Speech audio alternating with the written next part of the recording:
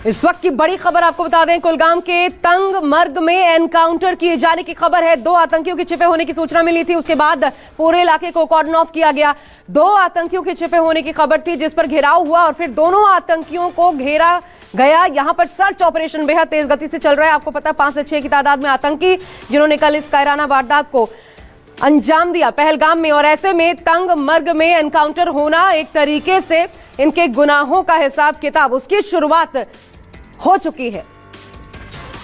आसिफ सोहाफ हमारे साथ जुड़ रहे हैं, मेरे संवाददाता ज्यादा जानकारी के साथ। आसिफ, क्या ये वही आतंकी है जिन्होंने पहलगाम में नृशंस वारदात को अंजाम दिया?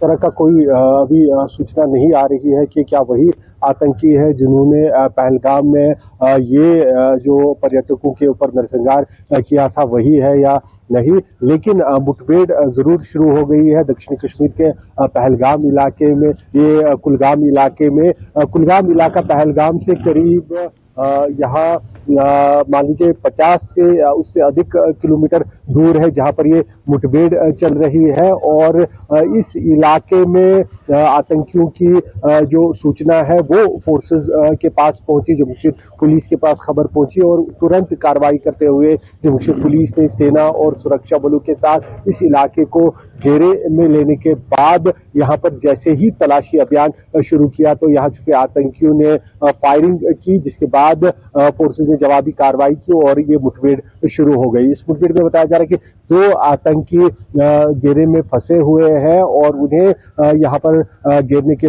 बाद मार गिराने की कोशिशें या पकड़ने की कोशिशें चल रही है और मुठभेड़ के दौरान कोई हताहत न हो आम लोगों और फोर्सेस को। इसके चलते ऑपरेशन को काफी एहतियात के साथ आगे बढ़ाया जा रहा है। लेकिन क्या ये आतंकी पहलगाम अच्छा आसिफ, ये बताइए इसकी कितनी प्रबल संभावना है? जैसा आप बता रही है तंगमर्ग पहलगाम से कितनी दूरी पर कितनी प्रबल संभावना है कि यही आतंकी जो कि वहां जाकर छिपे बैठे हों? और क्या ये संभव है जिस तरीके से पूरे इलाके को कल सीज किया गया था इन आतंकियों के भागने के बाद, उसके बाद क्या कोई जरिया बचता है कि ये तंगमर्ग तक पहुंच पाए?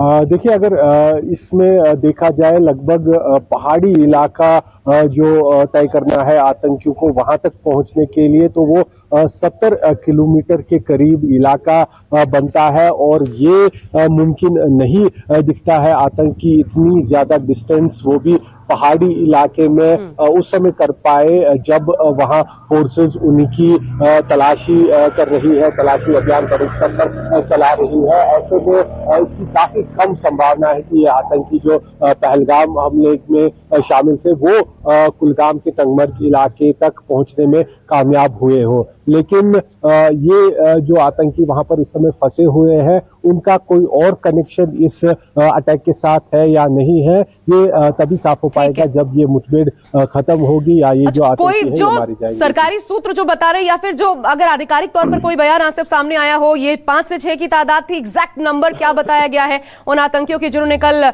इस नरसंहार को अंजाम दिया? और क्या बताया जा रहा है ये, क्योंकि चेहरे सामने आ चुके हैं, कितने कुख्यात जाने पहचाने हैं या नई भर्तियां, क्या इनके बारे में इंफॉर्मेशंस?